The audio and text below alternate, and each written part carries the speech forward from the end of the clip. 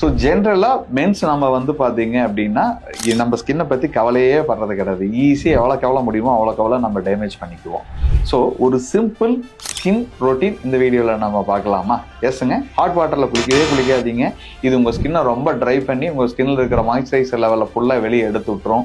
அதனால தான் உங்களுக்கு அந்த வெள்ளை கலர் திட்டா வர்றது. அதனால ரொம்ப வார்ம் வாட்டரில் நீங்கள் குளிங்க. Chill water is always good for your ஸ்கின்னுங்க.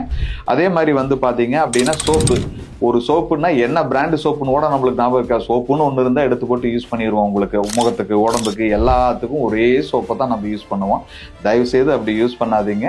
முகத்துக்கு வேற சோப் யூஸ் பண்ணுங்க, பாடிக்கு வேற சோப் யூஸ் பண்ணுங்க. முடிஞ்சா பாடி வாஷ் தனியாக யூஸ் பண்ணுங்க, ஃபேஸ் வாஷ் தனியாக யூஸ் பண்ணுங்க. அதே மாதிரி மாய்ஸ்சரைசர் அப்படின்னா என்னன்னு நிறைய பேர்த்துக்கு தெரியவே தெரியாது. உங்கள் ஸ்கின்னை ரொம்ப சாஃப்டாக வைக்கிறதுக்கு ஜென்டில் மாய்ஸ்சரைசர் நிறைய மார்க்கெட்டில் அவைலபிள் இருக்குதுங்க. தயவுசெய்து ஒரு நாளைக்கு ஒரு தடவையாவது இந்த மாய்ஸ்சரைசரை நம்ம யூஸ் பண்ணணும். இதெல்லாம் பண்ணணும்னாவே நம்ம ஸ்கின் ஓரளவுக்கு நம்ம கண்ட்ரோலில் இருக்கும். மீதி நம்ம பார்த்துக்குவோம். All the very best.